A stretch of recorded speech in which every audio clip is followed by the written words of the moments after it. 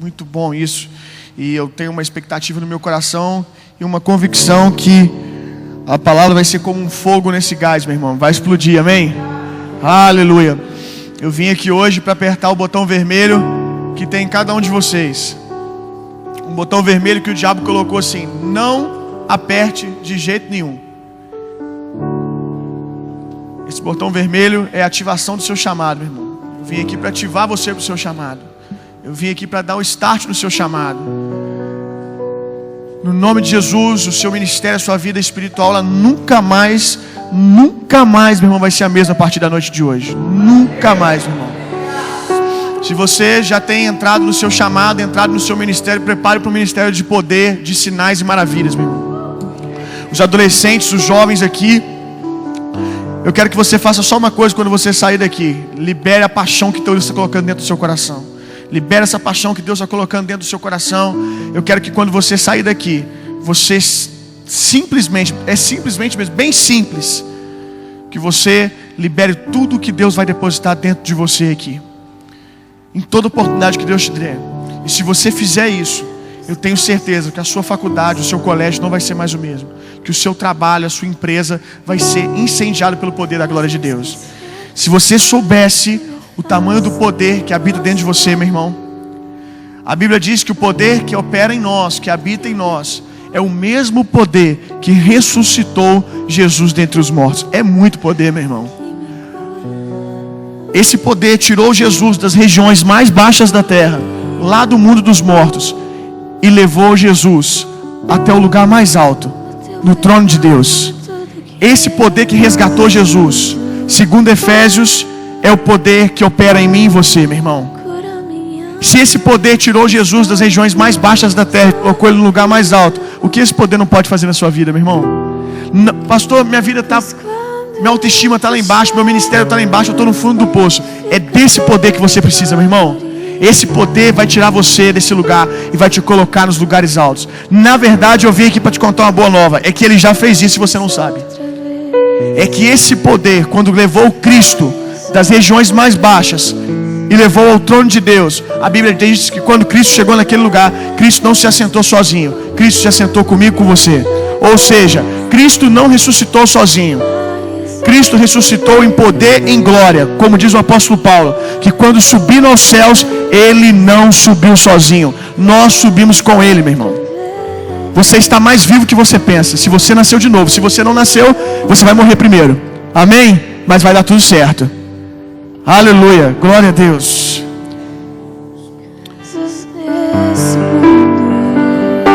Abra sua Bíblia comigo em Salmos 22, versículo 1. Teu nome é como unguento. Teu nome é como unguento derramado em minhas feridas, que me cura, que restaura a minha alegria. Do teu perdão, Senhor, é tudo que eu preciso. Do teu perdão é tudo que eu preciso. Cura minha alma, cura minha alma, restaura o meu sorriso. Pois quando tu chegas, fica tudo colorido, fica tudo colorido. Faz outra vez, faz outra vez, faz outra vez, como na primeira vez. Faz outra vez, faz outra vez, faz outra vez, como na primeira vez. Aleluia. Salmos 22. Todos encontraram, amém? Quem não encontrou diz, me espera aí. Todo mundo achou? Salmos 22. Nós vamos ler o verso 1.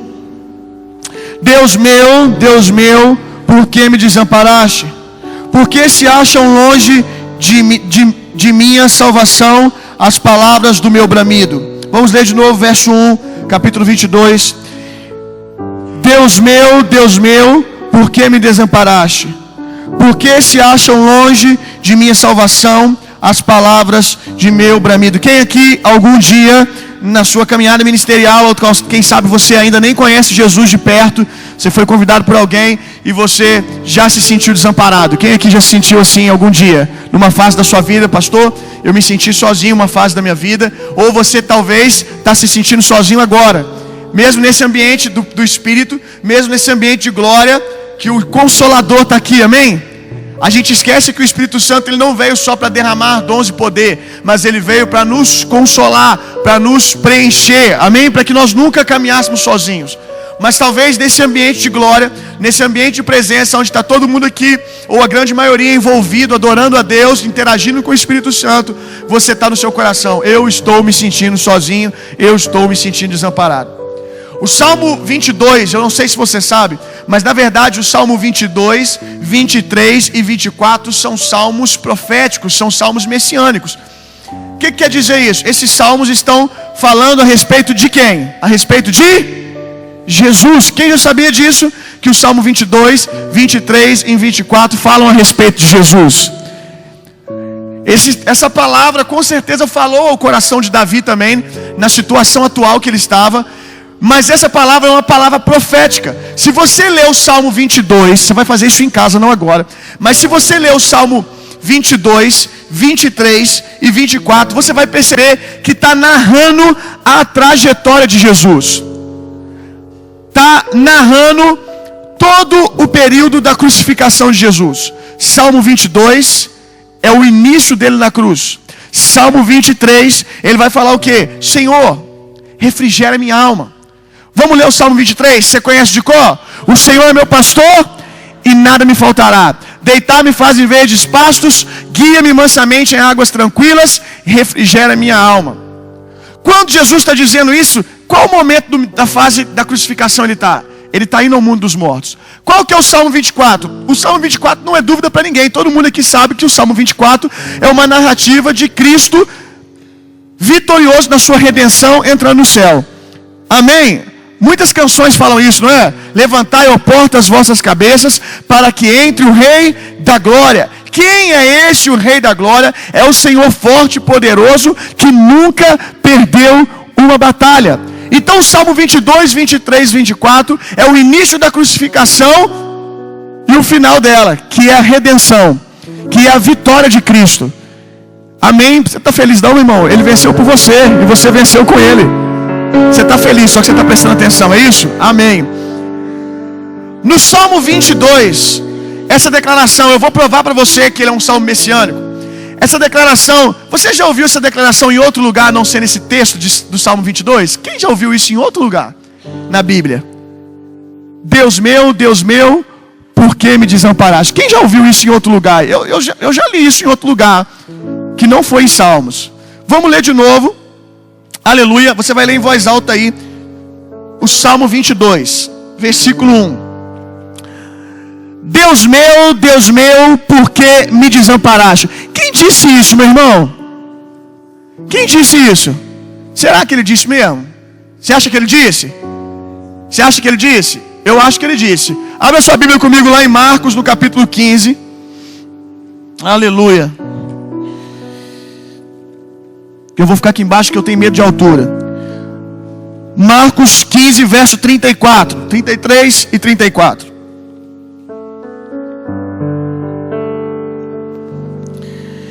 Chegada a hora sexta, houve trevas sobre toda a terra até a hora nona. O que está acontecendo, meu irmão? O Filho de Deus está sendo crucificado.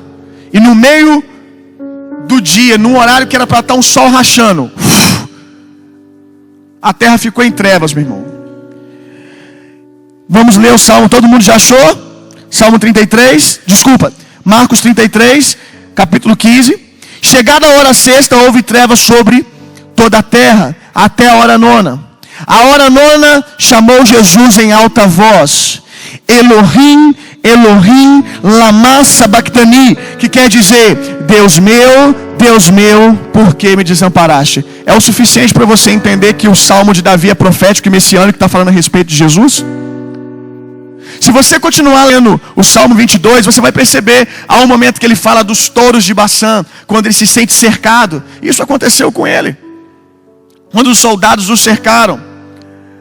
Agora Jesus, ele não está brincando aqui na cruz, meu irmão. Ele não está brincando aqui na cruz. Tem muita gente que acha que essa expressão de Jesus aqui foi, sabe quando a gente tem um exagero emocional, quando você é jovem, que termina com a sua namorada e diz que vai morrer? Você vai morrer? Eu acho que não, né? A não ser que você seja muito frouxo. Você vai morrer porque a sua namorada terminou com você? Mas como que o cara fala pro amigo? Cara, o amigo liga e pergunta, como que você tá? Tô muito mal, cara. O que tá acontecendo, cara? Minha namorada terminou comigo. O que você está sentindo? Ah, cara, acho que eu vou morrer. Geralmente as meninas fazem isso, né? Mas hoje tem uns meninos meio afeminados aí que estão fazendo também. Mas você vai morrer? Sim ou não? É uma expressão exagerada no momento de dor, né? De dor entre aspas, que isso é uma boiolice gospel. Vamos deixar assim. É uma boiolice gospel esse negócio. E há um momento de dor, aí você vai lá e se expressa com exagero. Mas quantos concordam comigo que isso é uma mentira? É uma mentira, meu irmão, porque você está mentindo. Você sabe que você não vai morrer, mas para poder ganhar a atenção das pessoas, né? Para você expressar e reverberar a sua dor. Ah, eu vou morrer, mas é uma mentira. Cristo pode mentir?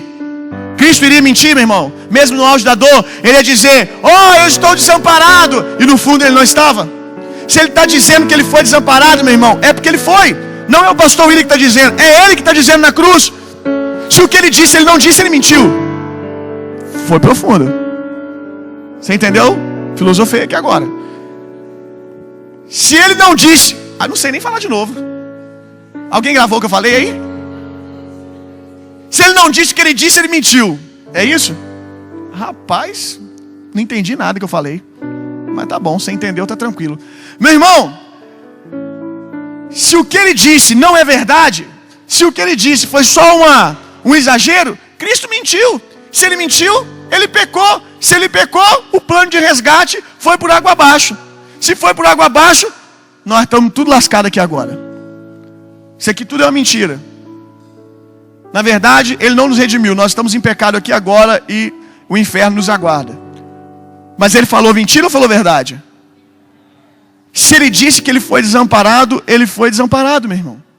Ele foi desamparado por causa do seu pecado, por causa do meu pecado e por causa da transgressão da humanidade que estava sobre ele.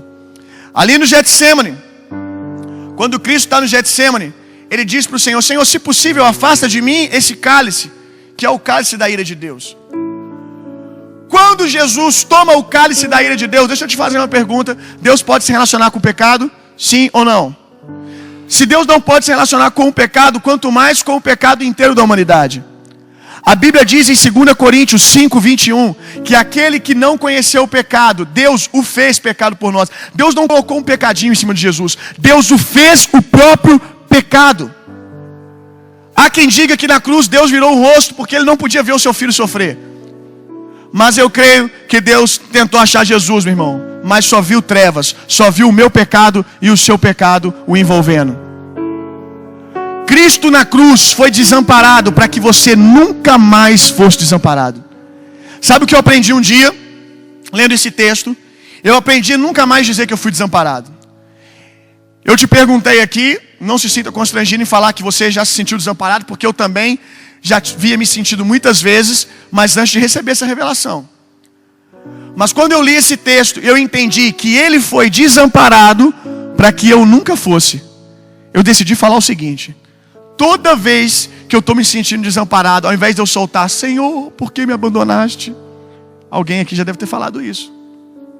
No momento de crise, estou me sentindo sozinho, Jesus me abandonou. Às vezes você chegou para o seu pastor e falou, pastor, todo mundo me abandonou, pastor. Acho que até Jesus me abandonou. Estou desamparado. Eu aprendi, depois que essa revelação chegou para mim, a dizer nos meus momentos de maiores crises, Deus meu, obrigado porque o Senhor nunca vai me desamparar. Porque Cristo foi desamparado do meu lugar, para que eu nunca mais ficasse afastado do Senhor. Cristo, ainda que numa fração de segundos, minutos, nós não sabemos quanto tempo foi, ficou desamparado. Para ele foi muita coisa, meu irmão. Talvez você já está acostumado a ficar longe de Jesus. Talvez você já se acostumou a ficar longe de Deus. Mas Jesus, eu não sei por que fração de tempo ele ficou desamparado, desconectado do Pai. Assim como Adão ficou desconectado lá no Éden, meu irmão. Parece que Adão não sentiu tanto, mas Cristo sentiu. Assim como Adão foi desconectado da vida de Deus, assim como Adão perdeu a natureza de Deus, e Cristo veio restaurar. Cristo naquele momento se sentiu desamparado e clamou: Senhor, por que o Senhor me desampara agora, Senhor? Mas aleluia, Ele fez isso por mim e por você. Abra sua Bíblia comigo, vamos continuar. Já já você vai entender onde eu quero chegar. Aleluia. Gênesis capítulo 48, verso 8 a 20. Essa palavra tem mexido comigo, então eu tenho compartilhado ela mais de uma vez. Gênesis capítulo 48. E eu fiquei sabendo que aqui vocês têm muita fome da palavra de Deus, amém? É verdade isso? Aleluia, então falar a verdade para mim, que bom. Na verdade, eu quero dizer que isso não é um privilégio de vocês, mas vocês estão dentro de uma palavra profética. Sabe qual é a palavra profética? E vocês podem se alegrar porque vocês estão dentro dela. A Bíblia diz que nos últimos dias se levantaria uma geração que tem fome e sede, não de pão e não de água, mas da palavra de Deus. Sabe que eu creio que os jovens já não querem mais entretenimento? Sabe que eu creio nisso? Muitas vezes nós como pastores nós oferecemos entretenimento porque nós aprendemos assim. Aí nós aprendemos a alimentar você dessa maneira. Mas eu creio que você faz parte de uma geração que você não quer um evangelho diluído, você não quer um evangelho esmagadinho, com papinha para enfiar na sua boquinha só porque você é adolescente. Se eu vou pregar em algum lugar e o pastor fala: olha, é para os jovens, prepare uma palavra para os jovens. Rapaz, tem que ver a palavra que eu preparo quando ele fala isso. Eu não dou papinha, meu irmão, porque papinha é para criança. Não é porque você é jovem que você é criança. O apóstolo Paulo chega para a igreja e diz assim: com relação ao tempo decorrido, vocês já deviam de ser mestre. Sabe o que ele está falando? Com relação ao tempo que vocês têm de igreja, vocês já deviam de ser mestre. O que o apóstolo Paulo está nos ensinando? Que tempo de igreja, infelizmente, não determina a maturidade de ninguém. Que tem gente que tem 50 anos de igreja e é menino. Porque ouve e não pratica. Sabe o que é alimento sólido, meu irmão? Alimento sólido não é o que você sabe decorado da Bíblia, os versículos que você decorou. Alimento sólido é aquilo que você pratica. Se você sabe decorado, mas não pratica, você ainda precisa de leitinho espiritual. Mas o apóstolo Paulo diz assim: com relação ao tempo decorrido, já era para vocês serem mestres. Ou seja, a vontade de Deus é que cada ano nós cresçamos em conhecimento. O interesse de Deus não é só que você seja salvo, jovem. Deus tem dois interesses com relação à sua vida: salvação e crescimento espiritual. Na mesma intensidade que Deus almejou salvar você, Ele almeja que você cresça. Ou você que é pai, que é mãe, você ao dar o nascimento para o seu filho, você se satisfaz, pronto, já nasceu, ok. Não, você alimenta para que ele cresça e frutifique. Amém. Essa é a vontade de um pai natural, quanto mais do nosso pai espiritual. Então tempo, infelizmente, deveria, sabia? Deveria. Cada ano as pessoas deveriam crescer mais em Deus. Mas infelizmente não é. Então quer dizer que você pode ser um adolescente e um jovem e ser muito mais maduro do que alguém que tem 40, 50 anos de igreja. Eu não estou falando isso para você se ensoberbecer, porque se você se ensoberbecer, você está comprovando para mim que você é menino. Só isso. Porque os meninos que fazem isso. Os maduros fazem o que é certo sem se achar especial por isso. Nunca mais esqueça o que eu estou te dizendo agora. Os maduros fazem o que é certo sem se achar especial por isso. Todo mundo que está fazendo alguma coisa certa e fica soltando fogos e que quer que todo mundo olhe para ele, você pode ter certeza. Ele está fazendo a coisa certa com a motivação errada. Não adianta nada. Os maduros fazem a coisa certa sem se achar especial por isso. Ou seja, os maduros se santificam sem se separar. Qual é a palavra? Os maduros, eles vão se santificar, mas eles não vão se ensoberbecer. Eles vão se santificar, mas não se tornarão religiosos, como quem diz: olha o que eu alcancei, você não pode alcançar, eu sou especial. Os maduros, eles alcançam e convidam as pessoas para alcançar o que eles têm. Não é isso que Cristo fez? Cristo nos levou ao nível dele, meu irmão. Cristo veio, a Bíblia diz que sendo Deus, ele não usurpou ser igual a Deus, desceu no nível dos homens. Para que ele desceu no nível dos homens? Para nos levar ao nível de Deus. Ele desceu no nosso nível para nos levar a um crescimento espiritual, meu irmão. Mas voltando onde eu estava, você é um adolescente, você é um jovem, você talvez já é um jovem casado, você não precisa de papinha, cara. Você precisa de alimento sólido para que você se fortaleça. João diz assim: jovens, vocês são fortes e têm de vencer o maligno. Você se alegra com isso? Só que tem gente que para o versículo aqui. Você não, você é um cara esperto, você já deve ter lido o contexto. Tem gente que para o versículo aqui e acha que só porque você é jovem o diabo não pode tocar em você. Ah, bobinho. Você está achando que ele tem medo de carinha de jovem? Ah não, pastor, jovem tem cara de leão. Que medo. Você está achando que o diabo vai deixar de tocar em você só porque você é jovem? Mas tem muita gente ensinando isso. Se você é jovem, o maligno não pode tocar em você. Jovem, vocês estão fortes e têm de vencer o maligno. Só que o texto continua, porque a palavra de Deus está em vós.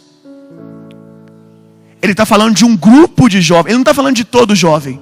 Ele não está falando de jovem na igreja, sobre água fresca para você.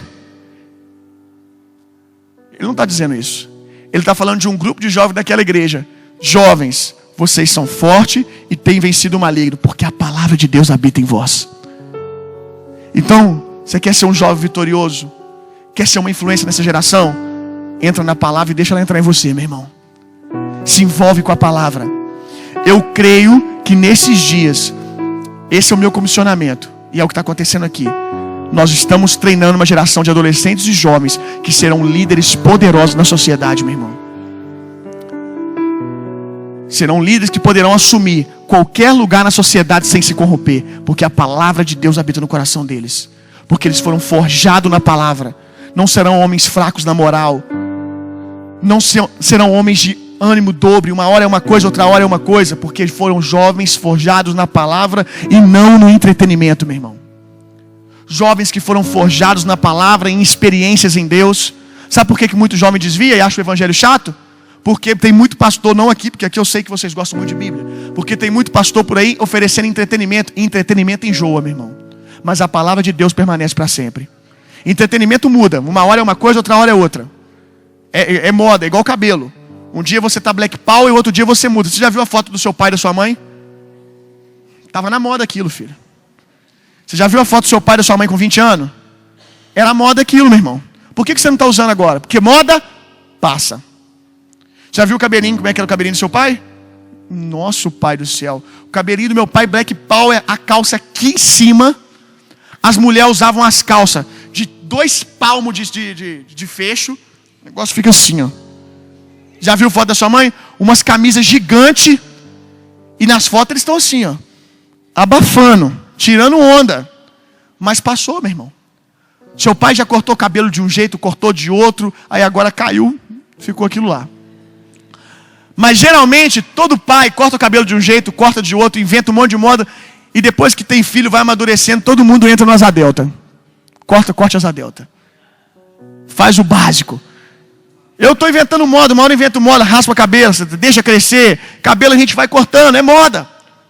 Mas passa, meu irmão. Entretenimento passa, mas a palavra de Deus ela permanece eternamente, meu irmão. O problema do entretenimento é que quando você aprende a conviver com o entretenimento, você se vicia nele. Quando ele é tirado, você não consegue sobreviver mais, meu irmão. Porque ele não sustenta você. Então, às vezes, você está aqui nesse ambiente, pô, pastor, podia fazer um negócio. Não tenho nada contra, não. Pode fazer festinha, eu faço lá com os meus jovens. A gente, acampamento de carnaval, a gente dança, a gente pula, a gente brinca. No nosso acampamento lá, eu alugo arma de paintball, meu irmão. Arma de paintball. 20 armas de paintball, solto 10 na mão de cada um e falo, morram. Faz o que vocês quiserem. Só tiro no olho, filho. Ainda bem que lá a gente ministra bastante cura divina. Porque o cara fura o olho, a gente já ora para curar já. Mentira, meu irmão, a gente fica rindo. Rapaz, solto lá 20 armas de paintball, bota eles dentro de um campo lá e fala aí, resolve os problemas aí. Você não gosta de quem? Quem que você não gosta? Aquele ali? Vem cá. Dá um tiro nele aqui e resolve essa parada. Brincadeira. Eu boto lá as armas para eles brincarem. Tem touro mecânico, tem festa, acampamento de carnaval. É uma loucura, meu irmão. É uma loucura. E muita palavra e experiência com Deus, meu irmão. Eu não tenho nada contra você ter ambiente de comunhão. Isso é muito importante. Você sair daqui, pegar os seus amigos e jogar um videogame. Não é pecado jogar videogame. Aqui é pecado jogar videogame? Pode jogar de videogame, não pode? Então você vai jogar um futebolzinho lá com o seu amigo. Poxa, tranquilo. Mas isso não vai sustentar você, porque isso o mundo faz e não sustenta eles, meu irmão. O que tem que sustentar com você é a palavra. Você não pode escolher o dia que você nasceu. E para sua sorte, você nasceu num tempo profético, meu irmão. Você nasceu num tempo de uma geração que tem fome e sede da palavra. E é assim que nós vamos alimentar você, para que você futuramente possa ser um líder poderoso dessa cidade. Quem aqui quer fazer direito, levanta a mão. Quem quer fazer errado, levanta a outra. Foi ruim, né? Nossa. Nosso Deus, que piada horrível. Gente, eu não pensei para falar isso, gente. Se eu tivesse pensado, eu não tinha falado, não. Meu Deus do céu. Nossa. Ainda bem que a minha mulher não está aqui, que ela ia acabar comigo quando eu chegasse em casa. Ela falou assim, nossa, muito sem graça. Mas ela já está acostumada a conviver com as minhas piadas sem graça. Mas vamos lá. Você quer fazer direito? Levanta a mão. Não vou fazer de novo, não. Eu fiquei com vontade, mas não vou não. Você que quer fazer direito, levanta sua mão. Olha só, você vai ser o próximo advogado dessa cidade. Você está desgostoso com a política? Você vai ser o próximo juiz, a próxima juíza.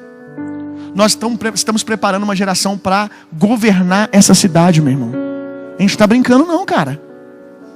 Assim como o diabo não briga com você. Sabe por que o diabo não briga com você? Porque ele sabe o potencial que você tem, cara. Ele sabe que você amanhã vai tomar um posicionamento dentro da sociedade. Que se você tiver a palavra, você vai governar. Agora, se ele tiver você, ele governa. Então o diabo sabe o potencial que você tem. Você é um barro para ser moldado, meu irmão. Os adolescentes, os jovens aqui dentro. Aqui tem médico, tem enfermeiro, tem empresário. Eu não tenho dúvidas que a minha geração será muito próspera em Deus, meu irmão. Porque nós estamos preparando você para ser liberais depois, para abençoar o reino de Deus. Deus me deu uma palavra profética. Eu já até saí do que eu ia pregar. Misericórdia, daqui a pouco eu volto. Deus me deu uma palavra profética, meu irmão. Alguns, acho que fez um ano já, uns meses atrás, eu tenho isso anotado, a respeito de um grande avivamento que vai acontecer aqui em Juiz de Fora. Deus me deu quanto tempo esse avivamento demoraria. E eu sempre achei estranho as pessoas dizerem, vamos orar e o avivamento vai acontecer. Eu falei, poxa, não é assim, cara. Olha, vamos orar que agora vai sair, ali o mundo vai ter transformado. Não é assim, não. A gente pensa que avivamento é chu dentro da igreja. Sabe o que é chu? Vocês não conhecem o chu, não? Então vou ensinar vocês. O chu é o siricanta, o labachai, o manto. Não, manto quadrangular conhece. Manto quadrangular conhece. Manto, meu irmão. Quando o culto é do manto, a gente... Isso. Tem! Meu Deus! A gente chama de chu. Em homenagem ao pastor Cirilo. Chu! Já viu ele fazendo? Em homenagem ao pastor Cirilo é chu. A gente acha que avivamento é chu. Que avivamento é quando a sua igreja começa a ter dons espirituais, um monte de gente curando enfermo, o outro expulsando demônio. É palavra de conhecimento, é palavra de sabedoria, é palavra de profecia. Isso faz parte do processo do avivamento. Mas isso não é avivamento, meu irmão. Avivamento é quando a sociedade lá fora começa a experimentar a transformação e a manifestação da glória de Deus, porque os filhos estão remindo a terra. Isso é avivamento, meu irmão. Quando o povo lá fora, até o ímpio, reconhece o papel da igreja na cidade. Isso é avivamento. Avivamento não é fogo dentro da igreja. Avivamento é chuva lá fora. Quantos entenderam o que eu disse? O fogo aqui dentro beneficia você, meu irmão. É uma bênção. Pastor, fogo dentro da igreja, poder da minha igreja. Pastor, tem avivamento na minha igreja. Seu bairro foi transformado? Não, ainda não. Então você está num processo. É muito importante o que você está vivendo. Mas é um processo. Se parar dentro das quatro paredes da sua igreja, é o Espírito Santo, meu irmão. Aleluia, glória a Deus por isso. O Espírito Santo tem que estar agindo dentro da igreja mesmo. Mas a vontade plena de Deus, o avivamento é a liberação do rio de Deus nas ruas da cidade. Quando eu digo que avivamento é fogo, desculpa, que o avivamento não é fogo, mas é chuva lá fora, é porque a chuva, a Bíblia diz que quando ela cai, ela abençoa o justo e o injusto. Ela vem para todos, meu irmão. A chuva não vem para quem é bonzinho, para quem não é bonzinho. A chuva, quando, pelo menos no meu bairro, ela cai na minha casa e cai na casa do meu vizinho que é macumbeiro também.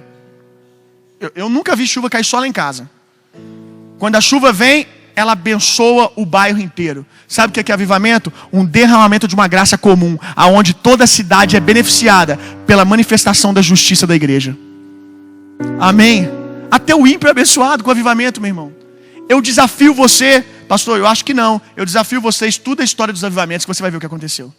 Cidades inteiras foram abençoadas. Pessoas que nem se converteram, meu irmão. Ai, pastor, tem que se converter para ser abençoado. Um dia eu prego sobre a graça para você. Eles não têm que se converter para ser abençoado. Eles têm que ser abençoados porque você existe. E porque Ele convive com você, meu irmão. Entendeu o que eu disse? Amém. Glória a Deus. Não é, olha, vem aqui, arrepende dos seus pecados, depois eu te abençoo. Não foi assim com Cristo. Primeiro, eu perdoo os seus pecados. Agora, vai, não peques mais. A gente geralmente, a gente quer que, primeiro, rapaz, você quer ser abençoado, você tem que ir lá na minha igreja. Errado, meu irmão. Errado. Ele não tem que ser abençoado por vir na sua igreja, ele tem que ser abençoado por conviver com você. E ele tem que querer vir na sua igreja porque ele sabe que é lá que você tem recebido, que você tem aprendido essas coisas. Você entendeu o que eu disse? Eu estou dizendo que não é para você convidar as pessoas para vir na igreja? Não, porque você não é burro, né? Você não vai achar que eu falei isso, né?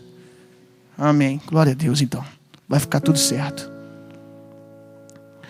Aleluia. Gênesis 48, versos 8 a 20. Aleluia. Todos acharam? Quem não achou, diz: me espera. Aleluia. Depois eu bebo então. Tendo Israel visto os filhos de José, disse: quem são estes? Respondeu José a seu pai: são meus filhos que Deus me deu aqui. Faz-os chegar a mim, disse ele, para que os abençoasse. Os olhos de Israel, no caso aqui você sabe que é Jacó, mas já com seu nome transformado em Israel, já sentia escurecido, seus olhos já se tinham se escurecido por causa da velhice, de modo que não podia ver bem José. Pois fê-los chegar a ele, e ele os beijou e os abraçou. Então disse Israel a José: eu não cuidava ver o teu rosto, eis que Deus me fez ver os teus filhos também. E José, tirando-os dentre os joelhos de seu pai, inclinou-se à terra diante de sua face. Depois tomou José a ambos, a Efraim na sua mão direita, José, e à esquerda de Israel, a Manassés na sua mão esquerda, e fez-a chegar a ele. Mas Israel estendeu a mão direita e pôs sobre a cabeça de Efraim, que era o mais novo, e a sua esquerda sobre a cabeça de Manassés, cruzando assim as mãos. Não obstante ser Manassés o primogênito, não obstante sendo Manassés o primogênito, versículo 15. E abençoou José, dizendo: o Deus em cuja presença andaram meus pais, Abraão, Isaque, o Deus que me sustentou durante a minha vida até este dia, o anjo que me tem livrado de todo mal, abençoe esses rapazes, seja neles chamado o meu nome e o nome de meus pais, Abraão e Isaque, e cresçam em multidão no meio da terra. Vendo José que seu pai pusera a mão direita sobre a cabeça de Efraim, foi-lhe isto desagradável, e tomou a mão de seu pai para mudar na cabeça de Efraim para a cabeça de Manassés. E disse José a seu pai: não assim, meu pai, pois o primogênito é este, põe a mão direita sobre a cabeça dele. Mas seu pai recusou e disse: eu sei, meu filho, eu sei, ele também será um povo, também ele será grande, contudo o seu irmão menor será maior do que ele, e a sua descendência será uma multidão de nações. O que é que está acontecendo aqui?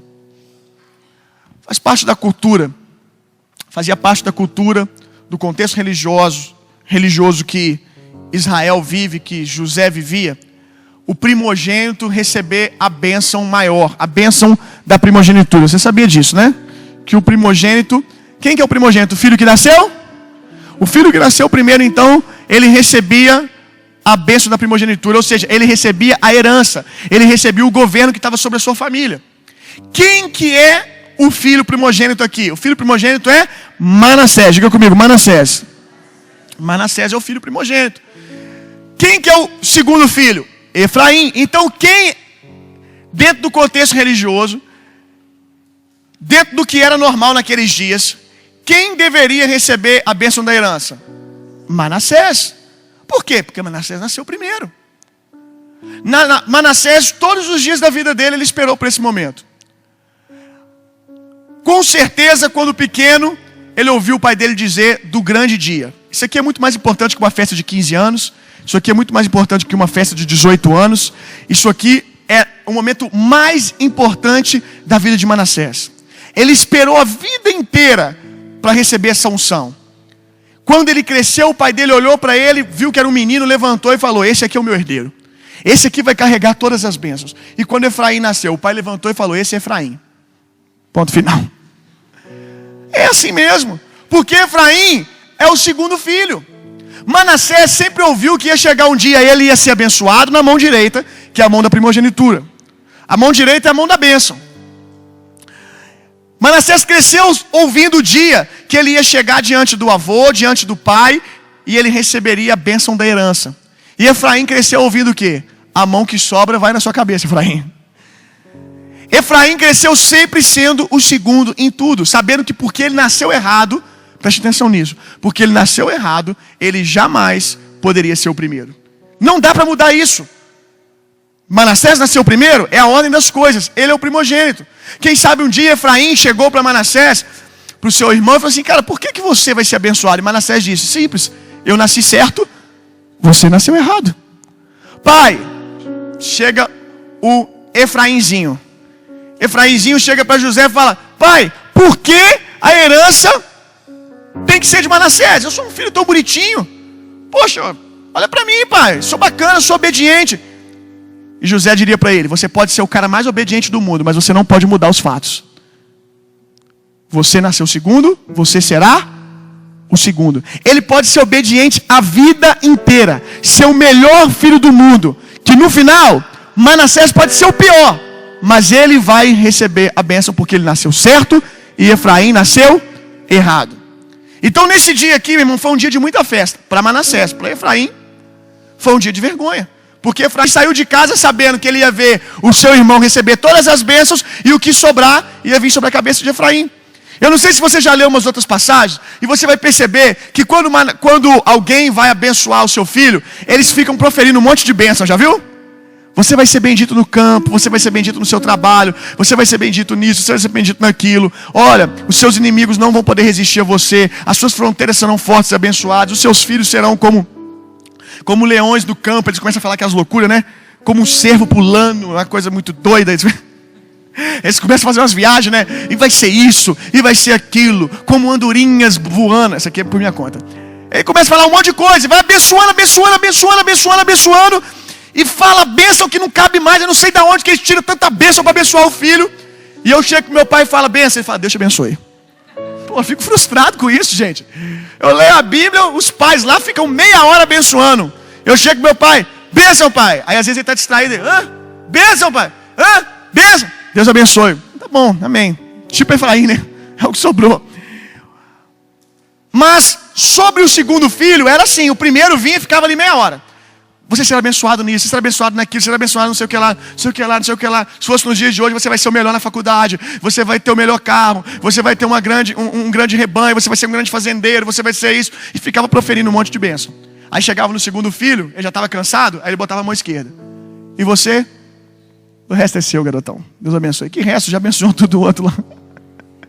O que sobrava ficava para o segundo. Na mão esquerda ele falava: você vai ser abençoado, mas sempre será menor do que o seu irmão. Você já leu isso algumas vezes? Você vai ter que ser fiel ao seu irmão e se submeter ao seu irmão, porque ele nasceu primeiro. Então chegou Manassés. Manassés botou a melhor roupa. Manassés, o pai chegou: Manassésinho, é hoje o seu dia, Manassésinho. Vem cá, faz um topetinho, Manassés. Chegou em Manassés, fez um topetinho nele. Não, agora vai ficar. Vai ficar agora para deixar de ser bobo. Jesus cuspia, os outros eram curados, por que comigo não vai ser assim? Sua feiura já melhorou depois dessa lambida que eu te dei. Reclama para tu ver. Rapaz, chegou e fez um topetinho bonitinho. Tum! E ele tá bonitinho hoje mesmo, né? Uma gracinha, gente. Tá bonitinho. Olha que coisinha linda. É de casa lá, então a gente pode fazer isso. Todo bonitinho, arrumou o topetinho dele, tal, passou um creminho, deu um tapa nele, deixou ele lindo.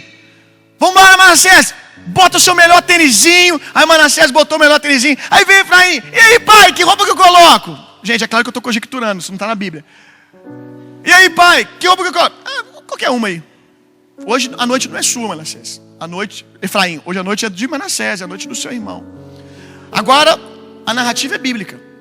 Quando chega lá, o que acontece? Manassés está diante de Israel, Israel está sentado talvez na cama, e Manassés está aqui de frente para ele na mão direita, como deveria ser, como deveria acontecer. A Bíblia diz que José até mesmo empurrou Manassés. Por quê? Porque é assim, sempre foi assim. Ele aprendeu assim. Aí ele empurra Manassés na mão direita, para não correr risco, porque Israel já estava ficando cego, dá que ele erra. Então ele empurra Manassés na mão direita, e ele bota Efraim na mão esquerda. Aí o nosso abençoado de Jacó, o Israel, ele começa a proferir as bênçãos. Só que na hora da imposição de mãos,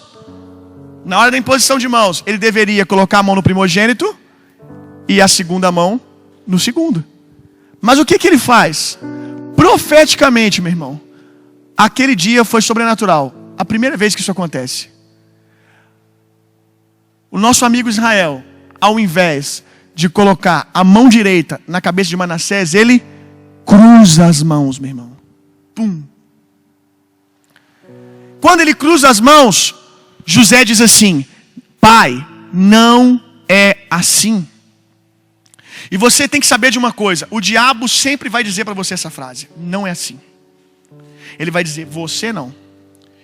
Ele vai dizer assim: aquele cara lá, ele é muito ungido, ele é um grande homem de Deus, mas você não. Você não nasceu numa boa família, você não nasceu para dar certo, você não tem os melhores colégios, você não tem o melhor pai. Ele vai sempre dizer: você não. Não é assim que acontece. Por exemplo, eu estou pregando para você aqui, e a gente esquece que o diabo, ele não é só o pai da mentira, mas a Bíblia diz que ele é o acusador dos irmãos. Enquanto eu estou pregando para você, ele está mentindo, está te acusando. Ele está dizendo assim: não, você não. Isso que o pastor está pregando é para qualquer um, menos para você, porque não é assim. O pastor está falando que é assim, que você é uma bênção, que você vai ser um grande homem de Deus, que você é um jovem que carrega uma unção poderosa, que você pode transformar essa cidade, que pessoas podem ser curadas por meio da sua vida, que a sua faculdade pode receber um avivamento por meio da sua vida. E o diabo vai ficar assim no seu ouvido: não é bem assim. Não é assim que são as coisas. Porque você não é o primogênito. Você não é o cara escolhido. O escolhido, ele vai sempre apontar que o escolhido é o outro. O diabo nunca vai falar que o escolhido é você. Ele vai sempre dizer: é o cara do lado aí, mas você não. Então José faz isso. Quando ele percebe que o pai bota a mão da primogenitura na cabeça de Efraim, José diz: não é assim que se faz, pai. Não é assim que nós aprendemos. Não é assim que a religiosidade ensinou. Não é assim que a cultura ensina. Mas Israel diz assim: filho, você não entende agora, mas isso é necessário que seja feito dessa maneira. E o nosso Efraim, que a vida inteira passou temendo aquele momento, o dia que ele seria oficializado como segundo, de segundo ele se tornou o primeiro. Naquele dia ele foi para ser só o segundo, mas naquele dia a mão da primogenitura foi cruzada e ele recebeu a bênção que era do primogênito. E o primogênito recebeu aquilo que era dele, o que sobrou. Abra sua Bíblia comigo. A gente está caminhando. Deixa sua Bíblia aberta comigo lá em Levítico, no capítulo 25, verso 8 ao 17. Vou beber uma água que estou com sede.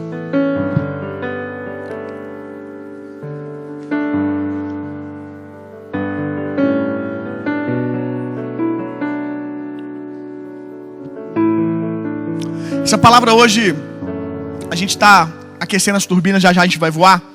Essa palavra hoje ela vai libertar você para um nível em Deus que você nunca viveu, meu irmão.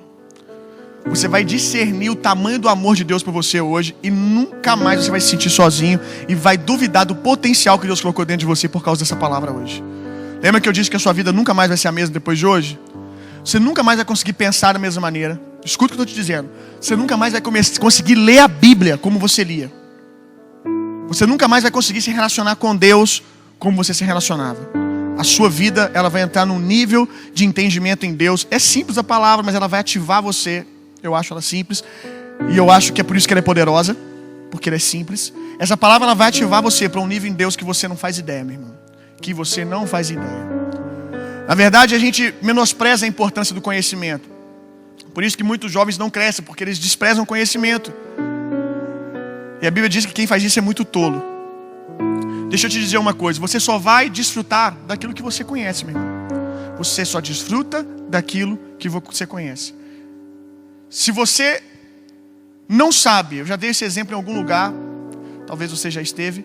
Se você não sabe que tem uma nota de R$100 no seu bolso, e você está no ponto de ônibus e chega o seu ônibus, e você olha no bolso que estava o seu cartão de passagem, e você não levou o cartão de passagem naquele dia. Você esqueceu o cartão de passagem naquele dia. E você não sabe que dentro do seu bolsinho pequenininho tem uma nota de 100. E você não entrou no ônibus porque você falou assim, eu não tenho dinheiro para poder pegar esse ônibus. Eu vou te fazer uma pergunta. Você tem R$100 no seu bolso? Sim ou não? Sim. Você sabe que ele está lá? Não. Você pode desfrutar dele? Então você só usufrui daquilo que você conhece, meu irmão. Não adianta você ter uma herança em Deus e não conhecer quem você é em Deus. Não adianta você ter uma grande herança e não saber que você tem. Você vai continuar como um ignorante. A Bíblia diz que o diabo ele tem um império de trevas. Você sabia que a palavra trevas no hebraico é a mesma palavra para ignorância? Então quer dizer que o governo do diabo é estabelecido por meio da ignorância. Entenda isso. O diabo é o príncipe das trevas. Ele é o príncipe da escuridão. E a palavra para escuridão no grego é a mesma para ignorância. Então quer dizer que o império do diabo é governado por meio da ignorância. Mas aleluia, porque a Bíblia diz que o nosso Senhor é o príncipe da luz. E a palavra luz, no grego, vem da mesma palavra de conhecimento, meu irmão. Então quer dizer que o nosso Senhor, Ele governa por meio do conhecimento. Lâmpada para os meus pés, luz para os meus caminhos é a tua palavra. Aonde a luz chega, as trevas são dissipadas. Aonde o conhecimento chega, as trevas são dissipadas e o império das trevas perde a sua força. Não é isso que a Bíblia diz? Que a luz dissipa as trevas. Conhecereis a verdade e a verdade vos libertará. Toda verdade que você conhece te liberta de algo, meu irmão. E para tudo que você está aprisionado, existe uma verdade para libertar você. Amém? Então a vontade de Deus é que você conheça para você ser livre, para você poder andar no governo da luz, no governo do Senhor, para que Ele possa governar a sua vida. Conhecimento tem que chegar. Eu estava falando para você a respeito de Efraim e a respeito de Manassés. Naquele dia, Israel cruzou os braços e o improvável aconteceu. Sabe um outro dia que isso aconteceu que vai alegrar você? Você lembra da cruz? Na cruz estava quem? Quem estava na cruz? O primogênito de Deus. Vou te fazer uma pergunta aqui de novo. Quem estava na cruz? O primogênito de Deus, meu irmão. Jesus. Jesus nasceu certo. Ele não nasceu no pecado. Mas a Bíblia diz que todos nós nascemos do pecado. Todos nós, antes do novo nascimento em Cristo. Por isso Jesus disse para Nicodemos: quer ver o reino, nasce de novo. Todos nós nascemos no pecado, meu irmão. Está na nossa natureza. Na nossa velha natureza, é claro. Todos nasceram no pecado. Todos nasceram errados. Todos nasceram Efraim, meu irmão. Nasceram para ser o segundo. Mas Manassés nasceu para ser o primeiro. Cristo nasceu como primogênito de Deus. Ele merecia todas as bênçãos. Ele merecia o melhor lugar. Ele foi o filho obediente. E eu quero te dizer uma coisa: se não fosse Cristo, você poderia ser a pessoa mais obediente do mundo, que você não ia encontrar salvação, meu irmão. Lembra de Efraim? Efraim nasceu errado. Ele pode fazer tudo certo, que por ele mesmo ele não pode ser salvo. Por obras, ninguém, meu irmão. É por causa da graça, é por causa de Cristo Jesus. Efraim podia fazer qualquer coisa, mas a ordem da vida diz: aquele que é o segundo será o segundo. Pode fazer o que quiser. E o governo, o império do diabo governou dentro dessa verdade. Eles nasceram no pecado, então eles vão ter que sofrer o pecado. Eles podem fazer o que for, ser bom moço. E tem muita gente tentando por boas obras alcançar a redenção, meu irmão. E tem até crente dentro da igreja tentando por boas obras encontrar a redenção. Eu não entendo um negócio desse. Nascido de novo dentro da igreja querendo barganhar com Deus, querendo se aproximar de Deus por meio de objeto, por meio de um monte de traia. Eu não entendo um negócio desse. Não é por obras, meu irmão, para que ninguém se glorie. Foi Ele que fez. Por nós mesmos você pode ser o cara mais obediente.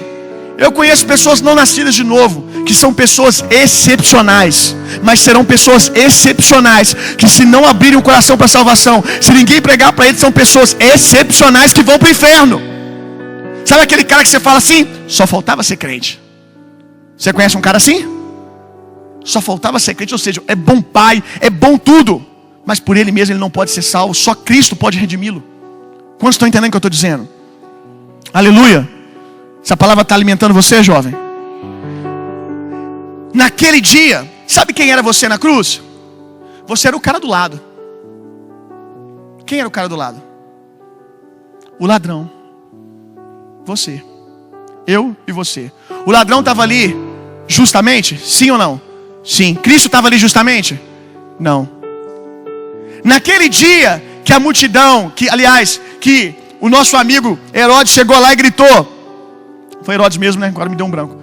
Herodes chegou lá e gritou: Cristo ou Barrabás? Pilatos. Aleluia, obrigado. Quando Pilatos chegou lá e gritou: Cristo ou Barrabás? A multidão gritou o quê? Solta Barrabás. Você não tem noção quanto isso é profético, meu irmão. A multidão estava gritando, meu irmão, para que você fosse solto. Você é Barrabás, meu irmão.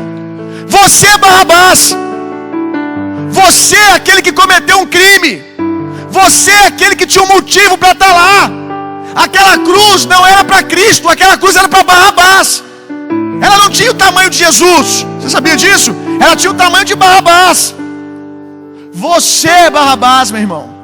Cristo morreu numa cruz que não era dele. Cristo morreu no lugar de Barrabás. Cristo morreu no meu lugar e no seu lugar. Nós roubávamos, nós mentíamos, nós andávamos distante de Deus. E a multidão gritou, a multidão escolheu Barrabás. E se você estivesse lá, você teria escolhido também. Não fique se achando o cara, não. A multidão escolheu Barrabás. E por mais estranho que pareça, graças a Deus por isso. Amém? Eu sei que você vai demorar a interpretar o que eu disse agora. Por mais estranho que pareça, graças a Deus por isso, meu irmão. Porque era para Barrabás naquela cruz. Se Barrabás fosse para aquela cruz, meu irmão, você jamais seria salvo. Porque Barrabás não pode salvar ninguém. Barrabás não pode salvar nem a si mesmo, meu irmão. Barrabás não salva ninguém. Você não pode se salvar, meu irmão. Por isso que Cristo naquele dia, quando a multidão gritou Barrabás, Barrabás, Barrabás, ele não se entristeceu, ele disse por dentro: Yes! O diabo engoliu a corda. A Bíblia diz que se os príncipes daqueles dias soubessem qual é o plano de Deus, jamais teria crucificado o Salvador, meu irmão. E ele foi para uma cruz que não era dele. Teve que se esticar naquela cruz, porque ela não tinha o tamanho dele, tinha o meu e o seu. Tinha exatamente o seu tamanho, meu irmão. Tinha o seu nome lá. Mas na hora que o nosso ladrão, agora não mais Barrabás, nos tipificando agora é o ladrão da cruz. Quando o ladrão vira para o lado e diz assim: eu queria tanto estar contigo, hoje mesmo você estará comigo. E aquele dia se tornou possível que nós pudéssemos estar com ele agora e eternamente, meu irmão. Naquele dia de grandes trevas, eu quero dizer que assim como Israel profeticamente fez na velha aliança, assim como Israel cruzou as mãos e deu a bênção maior para o segundo, Deus naquele dia no céu decidiu cruzar as mãos. Cara, isso me deixa louco. Deus naquele dia decidiu cruzar as mãos, e a mão da bênção maior que era para vir sobre Jesus veio sobre nós. E o castigo que nos traz a paz estava sobre ele, meu irmão. Pelas pisaduras dele nós fomos sarados. Era o nosso pecado, mas aleluia, aleluia, que a mão direita veio sobre nós, porque ele aceitou ser o segundo, para que você pudesse ser enxertado na videira, enxertado na vida dele de novo. Era o meu pecado, era o seu pecado, meu irmão. Quando ele começa a ser transpassado no Vale do Getsêmani, eu estava falando hoje, dando aula. Quero fazer um convite para você. Não sei nem se vai dar tempo, porque as inscrições já terminam semana que vem. Se possível, não nessa turma, se não der tempo, na próxima. O Luiz Fernando estuda com a gente. vem estudar com a gente na nossa escola do movimento da Primitivos, ok? Depois você procura saber. Hoje na escola eu estava compartilhando a respeito do Getsemane. Ainda falando que se os príncipes desse mundo soubessem o que estavam fazendo, eles não teriam crucificado o Filho de Deus. O Getsemane, eu não sei se você sabe, mas como eu já fiquei sabendo que você gosta de muita palavra, o Getsemane significa lugar de amassar azeitona. O Getsemane era uma empresa, um lugar onde se cultivava azeitona, tinha vários poços, que é onde as pessoas ficavam ali pisoteando a azeitona, e aqueles poços tinham canaletas, que à medida que as azeitonas fossem sendo pisoteadas, o óleo descia na canaleta e caía nos recipientes. Getsemane era isso, era um lugar de se amassar azeitona. A palavra Getsemane significa isso, lugar de amassar azeitona. Aonde Cristo começa a ser amassado? No Getsemane. Eu fico imaginando que enquanto o diabo se alegrava amassando Cristo, né? O chicoteando, fazendo a sua suposta festa. Quando Cristo era amassado, o diabo, infelizmente, para ele, se distraiu, meu irmão.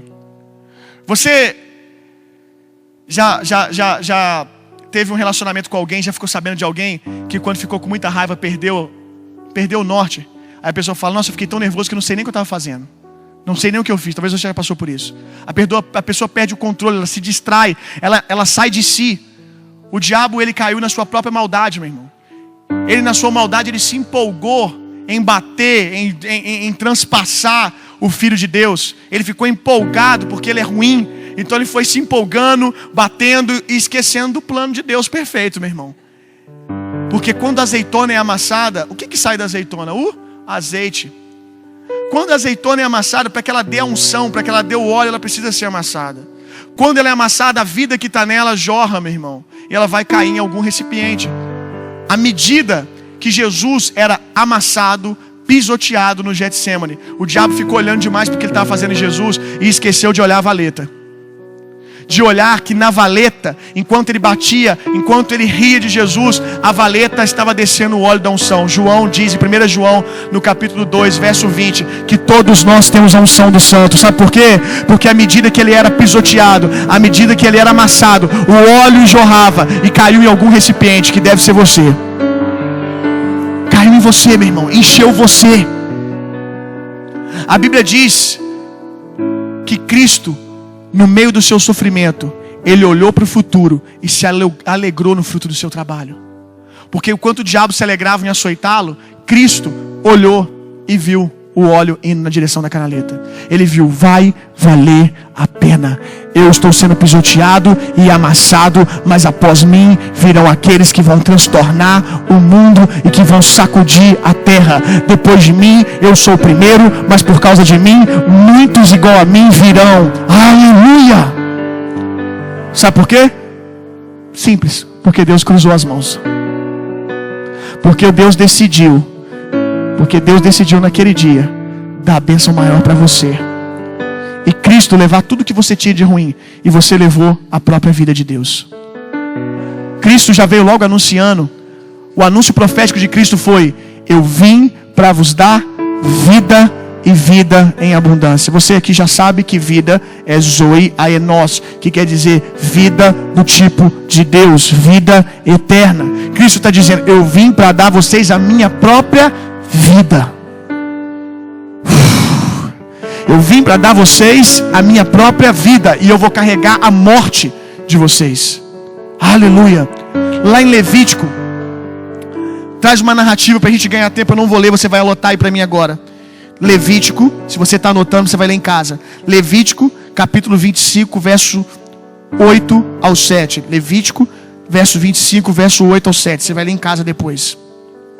E abre comigo agora lá em Isaías, no capítulo 61.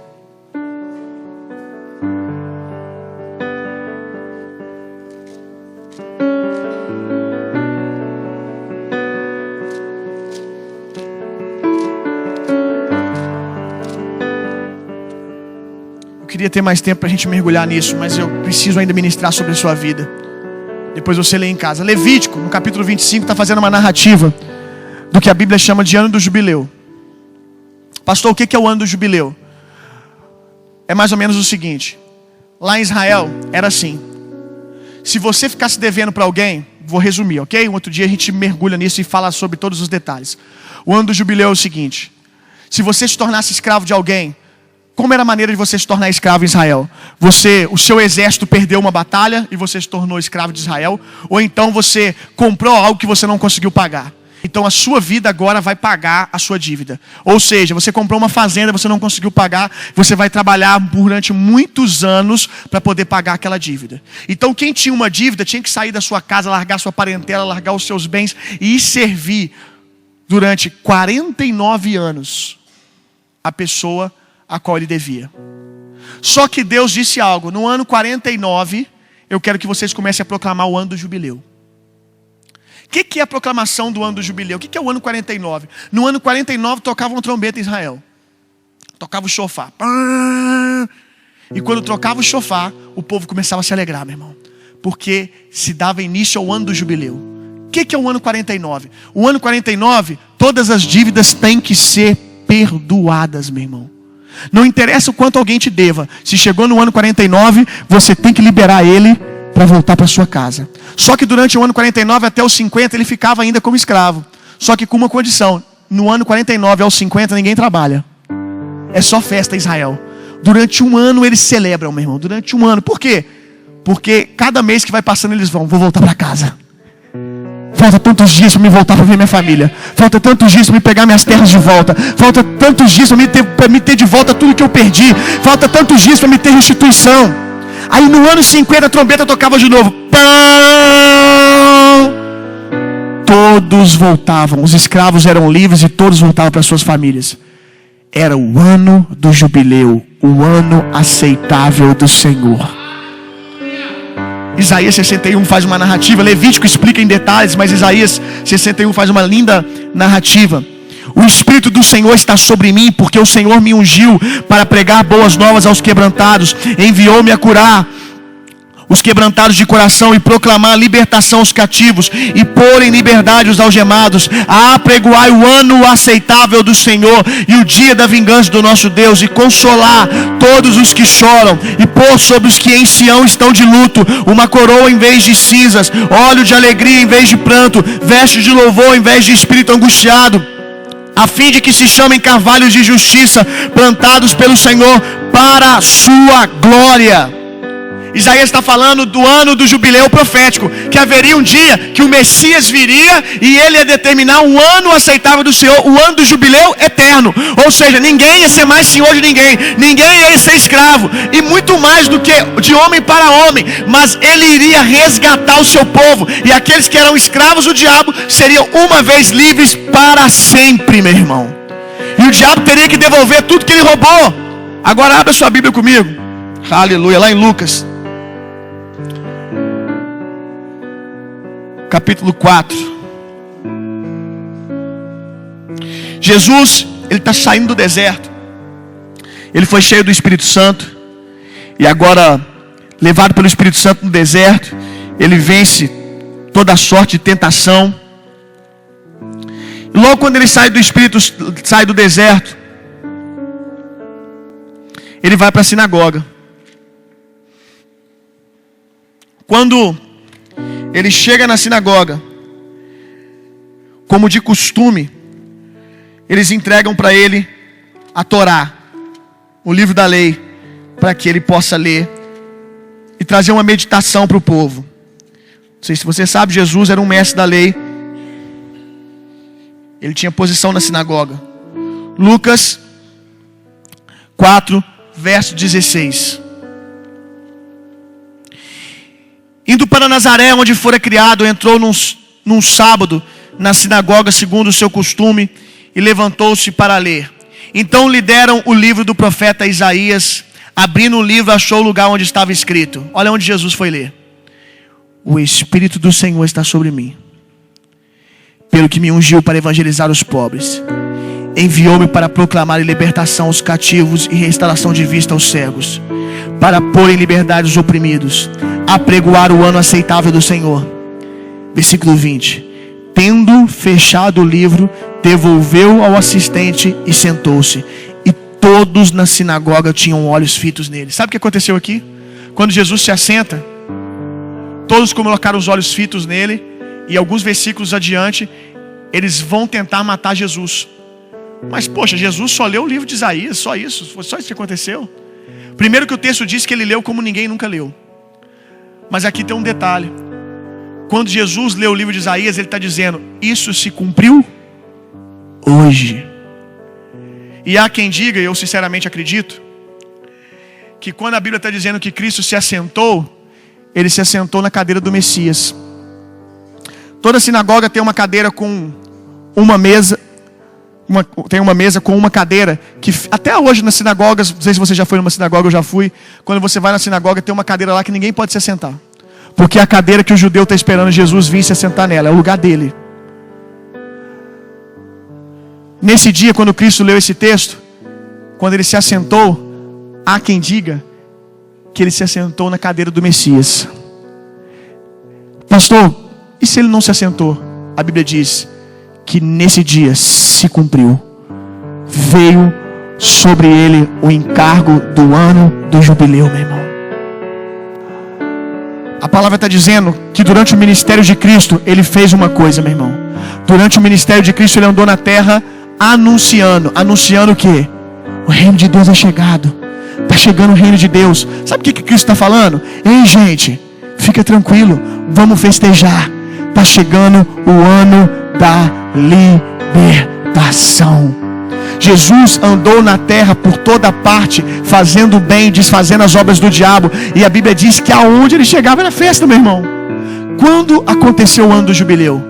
Quando Cristo ressuscitou dentre os mortos, ele nos libertou do império das trevas.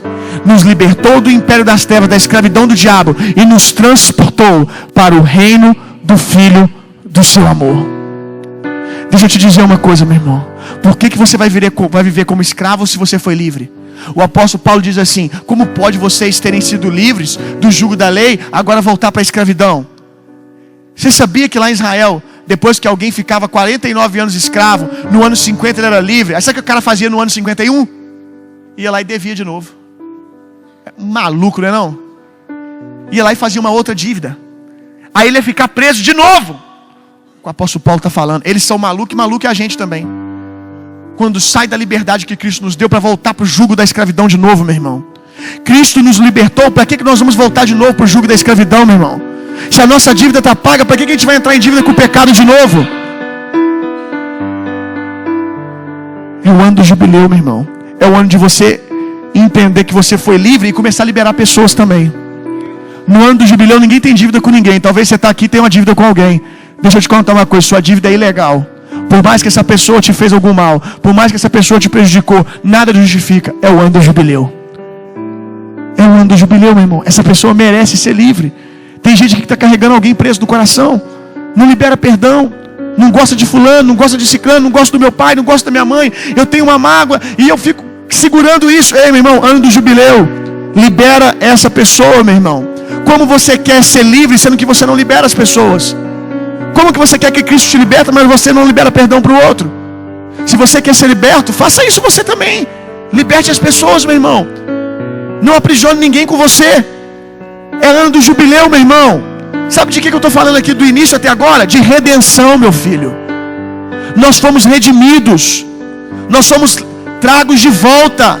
Nós somos atraídos para Ele de novo, meu irmão. Que quer dizer que tudo que o primeiro Adão experimentou, nós podemos experimentar agora. Porque todas as coisas foram novas outra vez, meu irmão. Tudo que Adão experimentou no Éden, nós podemos experimentar agora. Aleluia. Sabe que Deus disse que ninguém jamais entraria no Éden? Você sabia disso? E lá botou uma espada de fogo dizendo que ninguém ia entrar no Éden. Você sabe disso, não sabe? Que ninguém poderia achar o Éden. Deus escondeu o Éden.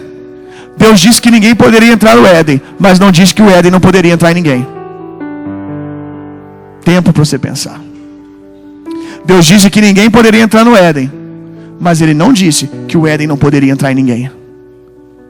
Meu irmão, quer paraíso melhor do que o reino de Deus habitando dentro de você agora, meu irmão? Que paraíso melhor do que esse, do que o reino de Deus habitando dentro de você agora, meu irmão. Assim como no Éden tinha um rio, a Bíblia diz que no Éden tinha um rio que se dividia em 3 braços. Não sei se é 3 ou 5 agora, isso não interessa. Mas a Bíblia diz que esse rio trazia vida para todo o Éden. Que as coisas nasciam no Éden por causa desse rio, que era a fonte de vida no Éden. Aí Jesus chega e diz: ei, do interior de vocês fluirão rios de águas vivas. Aleluia, falando a respeito do Espírito Santo, do seu, em João 7, 37 ou 38, João 7, versículo 37 ou 38, do seu interior fluirão rios de águas vivas. Esse rio é para trazer vida, não é só para você não, meu irmão. Assim como o rio do Éden trazia vida onde ele passava e coisas nasciam, esse rio que está dentro de você precisa trazer vida aonde você passar, meu irmão. Vida deve se manifestar onde você passa por causa desse rio que habita em você, por causa do paraíso que habita em você, por causa do paraíso do reino que habita em você, meu irmão. Eu vim aqui para te contar boas novas. Eu vim aqui para te contar quem você é em Deus, meu irmão. Eu vim aqui para te dizer, jovem, você é muito maior do que você pensa em Deus. Aleluia.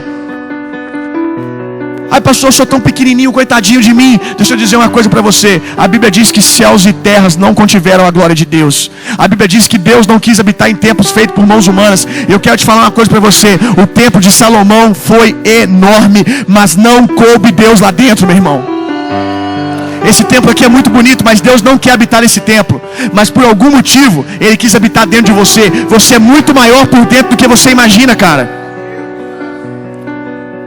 Davi lá na velha aliança parece que entendeu isso. Davi lá na velha aliança, ele olha para um gigante, todo mundo diz, o cara é muito grande. Nós somos pequenos, homens, soldados, treinados, ficam atemorizados diante de um gigante. Davi olha para o gigante e diz, ele é grande, mas eu sou maior por dentro. Quantos entenderam o que eu disse? Ele pode ser grande, mas maior é o que está em mim. Ele não tinha o Espírito Santo na plenitude habitando dentro dele, mas ele tinha algo que era uma sombra disso, que chamava circuncisão, que garantia para ele que Deus era com ele. Agora, meu irmão, nós não temos uma marca no umbigo, nós não temos uma marca na sua genitália, você não tem uma marca no seu corpo, você tem muito mais do que isso, você tem a presença manifesta do Espírito Santo dentro de você. Qual é o tamanho do seu gigante, cara? Qual é o tamanho dos seus inimigos? Maior é o que está em você, meu irmão. E maior é o que está em você e habita em você. Eu sou pequenininho, cara. Você só parece que tem 1,40 m, mas você é muito grande por dentro, meu irmão. Eu não sei quanto, mas eu sei que Deus coube aí dentro. Aleluia! Ainda bem que você não tem que viver pelo que você vê, você tem que viver pelo que você crê. Porque se você fosse viver pelo que você vê e você é um cara pequeno e magro, você está lascado, meu irmão. Eu sou muito pequenininho, mas ainda bem que eu não vivo pelo que eu vejo, eu vivo pelo que eu creio, e eu creio que Deus habita em mim, então eu sou poderoso em Deus, eu sou muito maior do que eu penso. Deus habita em mim, Deus habita dentro de mim. Se Cristo habita dentro de mim, o que eu não posso fazer, meu irmão? Se as pessoas entendessem isso, até agora eu estou pregando Efésios 2 para você. Que o poder que ressuscitou Cristo dentre os mortos habita dentro de você. Se você tiver revelação, que poder é esse, meu irmão? Nada vai ser impossível para você, adolescente. Não vai ter um enfermo que você não possa tocar nele e ele ser curado. Eu creio demais nisso. Eu creio numa geração que vai sair nas ruas. Já está acontecendo isso aqui em Juiz de Fora, se você não sabe. Uma geração que vai sair nas ruas e vai orar pelos enfermos, vai orar pelos doentes na faculdade, no colégio, eles serão curados, meu irmão. Uma geração que vai orar um pelo outro no meio da rua e serão cheios do Espírito Santo no meio da rua. Uma geração que alguém vai dizer onde Deus está, você vai dizer, eu sei o caminho, eu vou te levar até lá. Eu o conheço, eu sei quem Ele é. Uma geração que alguém vai dizer religioso, Deus é mau, Deus é isso, Deus é aquilo, e alguém vai se levantar e vai gritar, não é, eu o conheço, Ele é bom. Uma geração, meu irmão, a Bíblia diz que nos últimos dias toda a terra será cheia do conhecimento da glória. Ou seja, não é uma geração que só tem a glória, mas que conhece, que desfruta, meu irmão. Nós não vamos falar do que nós ouvimos, nós vamos falar daquilo que nós conhecemos. Se coloca de pé no seu lugar. Vamos apertar o botão vermelho. Eu tinha mais coisa para falar, mas deixa para um outro dia. Aleluia.